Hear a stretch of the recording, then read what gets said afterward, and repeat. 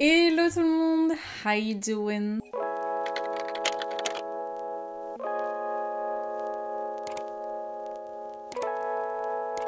Je vous retrouve aujourd'hui pour le deuxième épisode, pas 4, deuxième épisode de ma vidéo Make-up Dupes où je vais tester des dupes de produits make-up assez chers. J'ai mené ma petite enquête et j'ai trouvé de nouveaux dupes. Si vous aimez ce genre de vidéo, n'hésitez pas à déjà liker cette vidéo. Et si vous voulez un épisode 3, ce sera avec plaisir. Il faudra juste que je retourne dans mes petites recherches. Mais I'm ready for it. On va commencer par les sourcils. On va faire côté produit luxe, produit cher ici et côté dupe ici. Le produit cher niveau sourcils, c'est l'Anastasia Beverly Hills Brow Freeze. Alors là, le capuchon est sale parce que je m'en sers pour prélever du produit, mais je pense que vous connaissez ce produit à sourcils. C'est en gros un espèce de produit entre le gel à sourcils et le savon. C'est censé fixer vos sourcils pour pouvoir leur donner une forme et qui ne bouge plus. C'est un produit avec lequel j'ai un peu une relation amour-haine. Des fois je l'adore, des fois j'arrive pas à l'utiliser, du coup ça me frustre. On va l'utiliser aujourd'hui. Donc je vais utiliser mon pinceau Anastasia qui est comme ça, double embout avec le goupillon d'un côté et la petite spatule de l'autre. Je vais me rapprocher un peu de vous. Je vais en appliquer directement sur mon sourcil. En plus, bon, c'est pas mon sourcil préféré. Oui, j'ai un sourcil préféré parce qu'il y en a un qui est un peu plus facile à coiffer que l'autre. Là, vous verrez, à cet endroit-là, j'ai un trou sur ce sourcil. Donc c'est super relou à rectifier. J'applique ce produit, je vais bien plaquer mes sourcils. Je teste une nouvelle technique de l'appliquer. D'habitude, j'applique toujours le produit sur mes sourcils avec la brosse. Et là, j'essaye avec la spatule en premier lieu. Et ensuite, je brosse mes sourcils. Peut-être que ça sera mieux sur mes sourcils à moi. Voilà pour un sourcil. Et de l'autre côté, je vais utiliser un produit ELF. Oui, j'ai enfin... Ah, c'est à l'envers. J'ai enfin fait une commande ELF. Ça a mis un mois à arriver, c'était l'enfer. Et le produit qui est a priori un dupe du Brow Freeze, c'est le Brow Lift, qui est juste là. Si je les mets de côte à côte, bien entendu, ils se ressemblent beaucoup. Le ELF m'a l'air un peu plus petit, je sais pas si a la même contenance. Il y a 8,8 grammes et là-dessus 8 grammes. Ah, c'est marrant. Du coup, il y a un petit peu plus de produit dans le ELF. Pour que ce soit un peu plus juste, je vais utiliser le même pinceau pour appliquer le produit ELF, mais je l'ai nettoyé avant. Et on va procéder de la même manière. Donc je prends un peu du ELF. Au niveau de la texture, c'est très ressemblant en tout cas. Ok. Donc j'applique directement avec ma spatule. Ok, j'ai l'impression que le ELF colle vachement plus. Et il est mat surtout. Attendez, what the fuck. Je m'attendais absolument à rien, hein. Je préfère le dire d'entrée de jeu. Mais attendez, mais il sèche méga vite. Il est déjà pratiquement sec. Ok. Je suis choquée. Il est mat, déjà je préfère. Alors que l'Anastasia, il est plutôt brillant.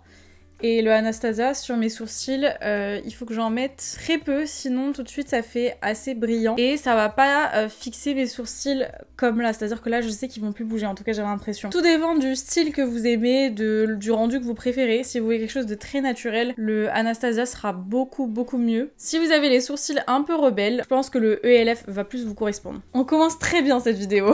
Je vais laisser sécher tout ça avant de venir remplir mes sourcils et je le ferai hors caméra. On va passer au teint. Là, j'ai deux trucs à tester. Le retour du Hollywood Filter. Est-ce que vous savez ce qu'il va y avoir en face? Je pense que vous avez une petite idée. Je vous en ai déjà parlé dans la première vidéo, donc si vous ne l'avez pas vue, allez la voir. Il y a plein d'autres produits à découvrir. Vous connaissez déjà mon opinion sur ce produit. Je l'aime beaucoup. J'adore le rendu qui donne au visage. J'aime bien le porter seul. J'aime bien le porter en dessous d'un fond de teint. J'ai vu même des gens qui le mettaient par-dessus un fond de teint. Ça, j'avoue, j'ai jamais testé. Bref, le Hollywood Filter, c'est quand même un produit qui n'a plus besoin de faire sa pub. On sait qu'il est bien et on l'aime beaucoup. Si vous voulez un super beau glow, il est pas mal. Maintenant, le problème du Hollywood Filter, c'est qu'il est cher. Et on n'a pas forcément tous envie de mettre beaucoup d'argent dans ce produit-là. Évidemment, il fallait que je teste le produit ELF. Il fallait. C'est le Halo Glow Liquid Filter. C'est clairement vendu comme étant un dupe du Hollywood Filter, on va pas se mentir. Je l'ai même pas ouvert, je l'ai même pas testé encore. J'ai attendu de faire cette vidéo pour le tester, vous savez pas à quel point c'était compliqué. J'ai pris la teinte Fer, la numéro 1, Fer très clair, et je n'arrive absolument pas à l'ouvrir. Attendez.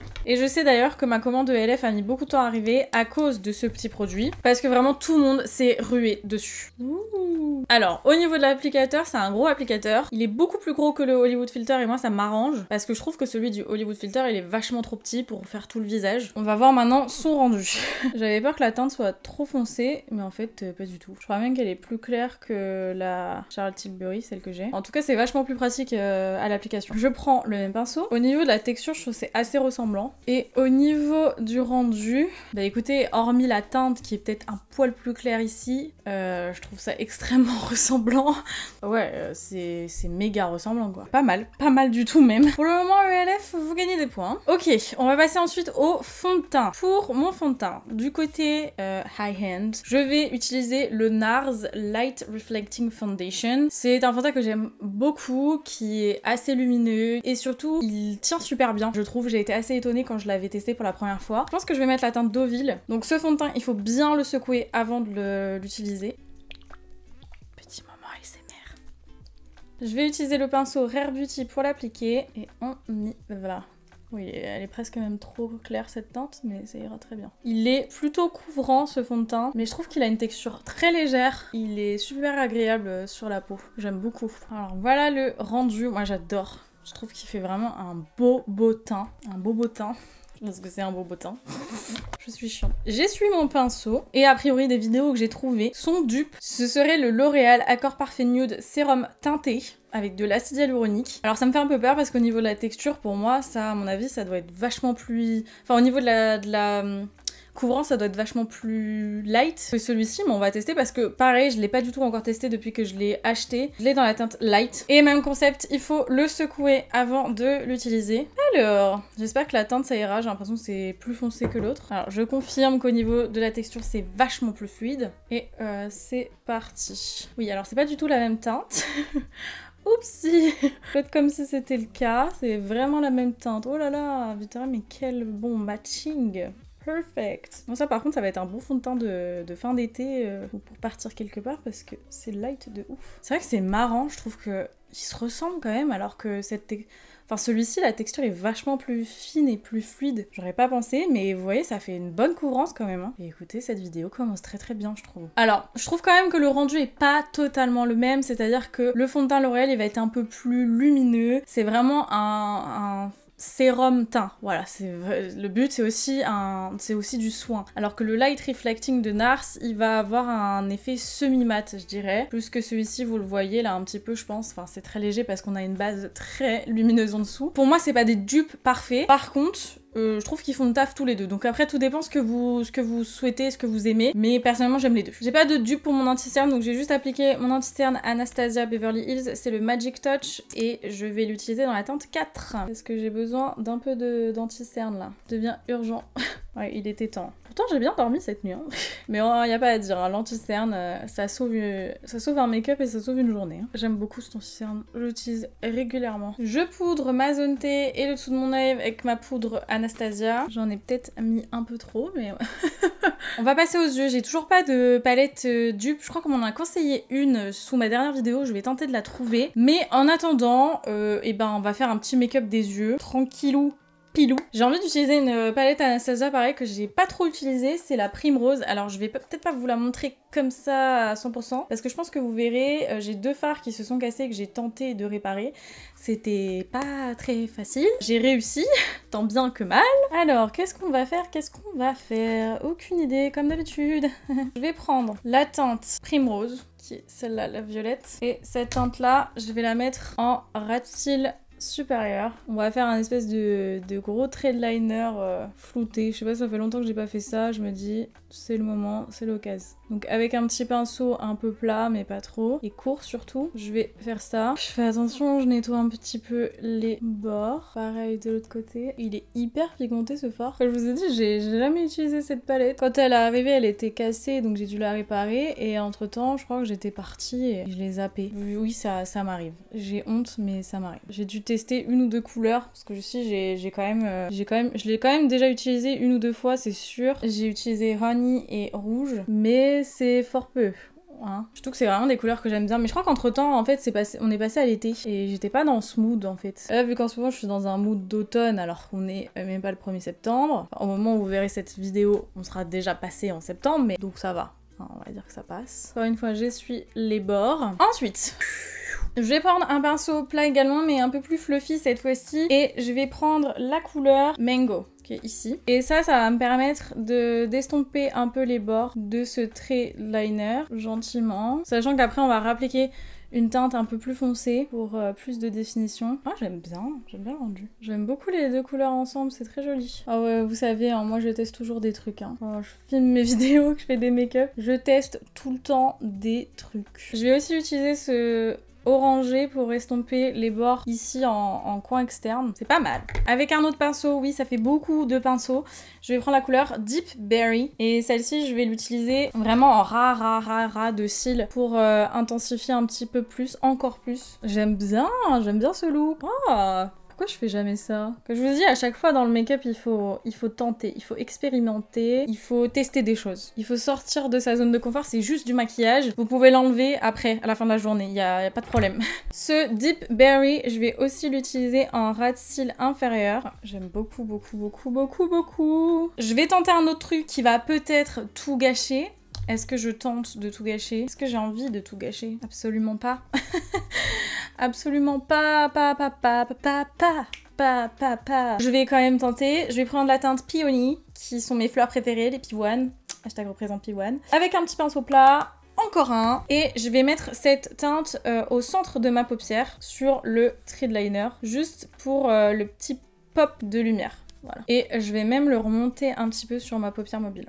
Ouh, j'aime bien. On arrête de s'enflammer, on va passer au mascara. Du côté high hand, je vais utiliser le Better Than Sex de Too Faced, mascara qu'on ne présente plus, qui est sur le marché depuis 10 millions d'années, qui est connu, reconnu, on l'aime pas. Moi personnellement, je l'aime beaucoup, mais ça dépend des phases en fait. Des fois j'ai des phases où je l'aime beaucoup, il y a des phases où je l'aime moins. Mais en tout cas, c'est un mascara que je sais qui correspond à quand même beaucoup de gens. Donc moi, j'ai celui-ci, j'en ai en backup, parce que là j'en ai plus d'ouvert. Il y avait mon prénom gravé dessus, et normalement je l'ai pas ouvert de beaucoup. Donc normalement, il est encore utilisable. C'est parti, j'applique ce petit mascara. Hop, c'était mon mascara pendant une période. Ouais, j'ai des périodes mascara, ok? Des fois, je vais utiliser toujours le même. Mais j'ai l'impression, enfin, je trouve perso que peu importe le mascara, quand on l'utilise à outrance, au bout d'un moment, on s'en lasse. Et on a besoin de changer. Donc c'est pour ça que je sais que j'ai eu ma période Better Than Sex. Et puis après, il m'a un peu saoulée. J'avais l'impression de plus trop voir l'effet sur mes cils. Et bah, vous voyez, là, ça fait super longtemps que j'ai pas utilisé et j'aime beaucoup le rendu.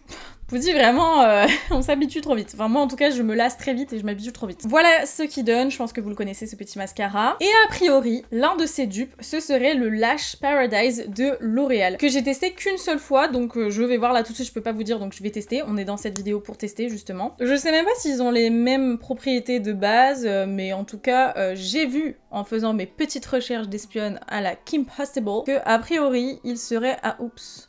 J'ai taché ma paupière. A priori, il serait similaire. Comme d'habitude, je tâche toujours ma paupière, c'est insupportable. Je dois dire que c'est plutôt le cas. Punaise. En tout cas, au niveau du rendu, je trouve que c'est assez similaire. Bon, déjà, il faut savoir que le Lash Paradise, il est sur l'œil que j'aime le moins, enfin les cils que j'aime le moins. J'ai un œil qui part un peu en cacahuète au niveau des cils.